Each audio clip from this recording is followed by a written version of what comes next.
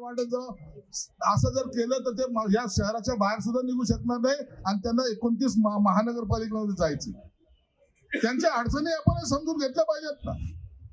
जे तुम्हाला पॉसिबल, आता हे सर्व नेते मंडळी आहेत त्यांना सुद्धा आम्ही विचारणार आहोत, जिथं पॉसिबल होईल ज्याचा इफेक्ट पूर्ण शहरावर होईल त्या ठिकाणी त्यांची आम्ही एक सभा आयोजित करतोय. 11 किंवा 12 संध्याकाळी 5 वाजता ती सभा होणार आहे. ही सभा होणार आहे. त्याच्यानंतर काही नेते लोक आहेत, श्रीकांत शिंदे साहेब आहेत, आता उदय सामंत येत आहेत.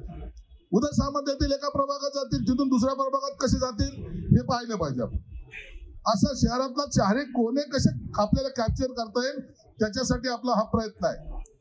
मी तुम्हा सर्वांना विनंती करतो, तुम्ही ही संधी तुम्हाला बरं का, काही नगरसेवकाला मी सर्वांना सांगतो, जे काही उमेदवार आहेत त्यांना सर्वांना सांगतो, ही संधी आहे, आयुष्यात पुन्हा संधी नाही.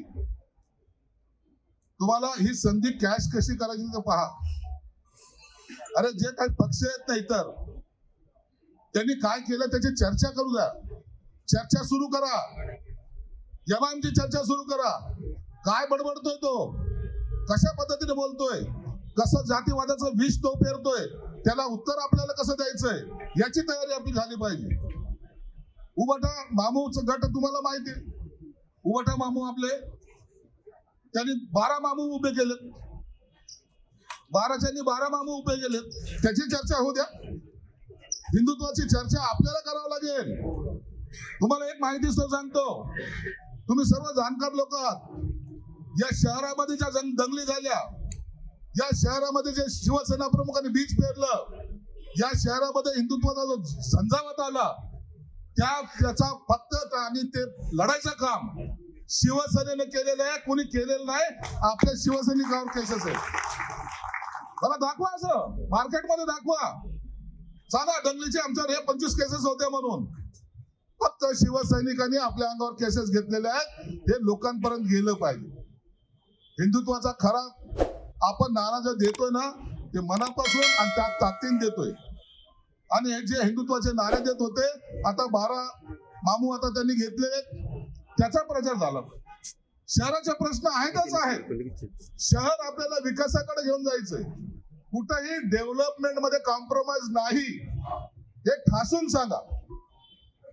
पहिल्याच्यांनी काय केलं आम्हाला माहित नाही. आता ती कोणती निवडणूक लढवायची बाकी राहिली होती ते एकदा त्यांना विचारावं लागेल.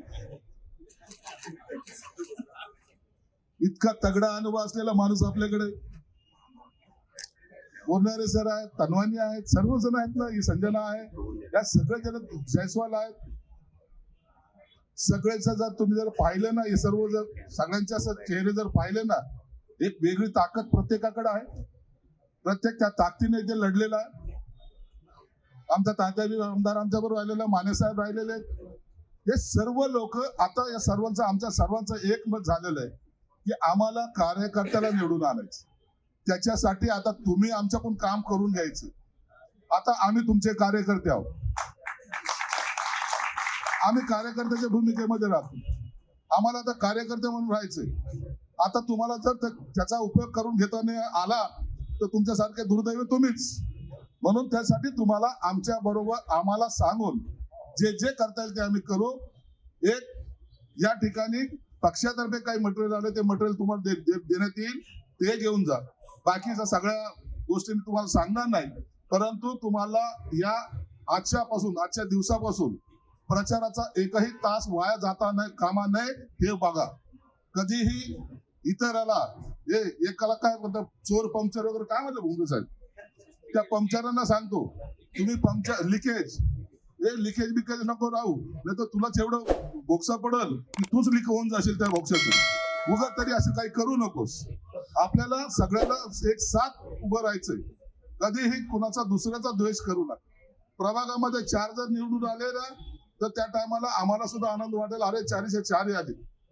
एक जरी कमी झाला तर त्याचं दुःख वेगळं असतं. म्हणून 4च्या 4 निवडून आणण्यासाठी आपण प्रयत्न करूया.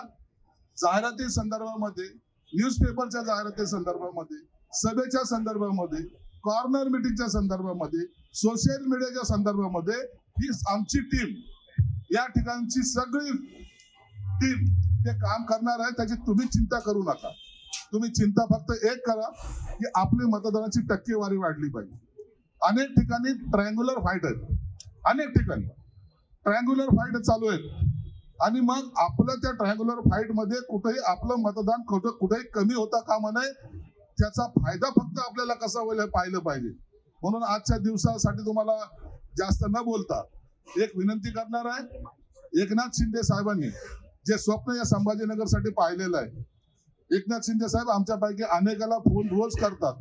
एक आम्हाला सुद्धा आश्चर्य वाटतं की आम्ही काही लोकांचे फोन कधी कधी घेत नाही, परंतु ते आवर्जून आम्हाला फोन करतात आणि इकडचं सगळे हालचालची माहिती घेत असतात.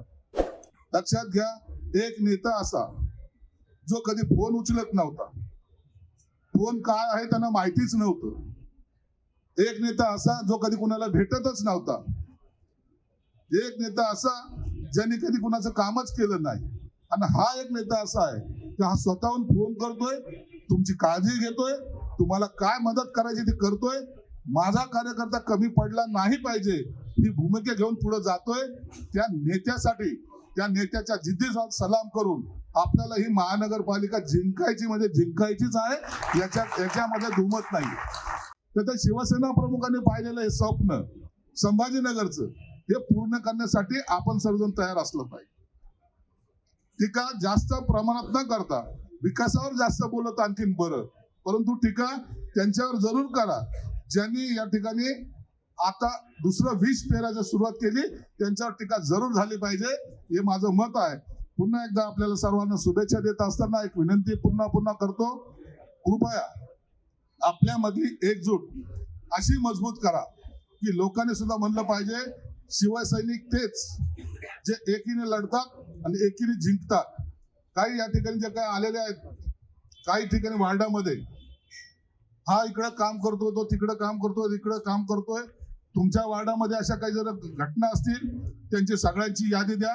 त्या यादीवर भुमरे साहेब असेल, आम्ही सर्व बसू, तातडीने त्यांना पक्षातून काढण्याची कारवाई जरूर करू. त्याच्यात काही आम्ही दुमत नाहीये आणि अशा कारवाई काही ठिकाणी केल्याच पाहिजे या मताचा मी पण आहे. म्हणून त्यांनी कोणीही जर गेला तर जाऊ द्या, त्याला आता धराचं काम करू नका. गया सो गया, त्याला त्याच्यावर सुद्धा या पक्षातून निलंबनाची कारवाई केली जाईल. त्याच्यावर कोणत्याही प्रकारचे हायगाई नाही. परंतु आताही सांगतो, ज्या कार्यकर्त्याला असं वाटत असेल की पुन्हा चांगलं काम करावं, त्यांनी पक्षाच्या चौकटीमध्येच काम केलं पाहिजे एवढी विनंती करतो. मी या ठिकाणी थांबतो. धन्यवाद. जय हिंद, जय महाराष्ट्र.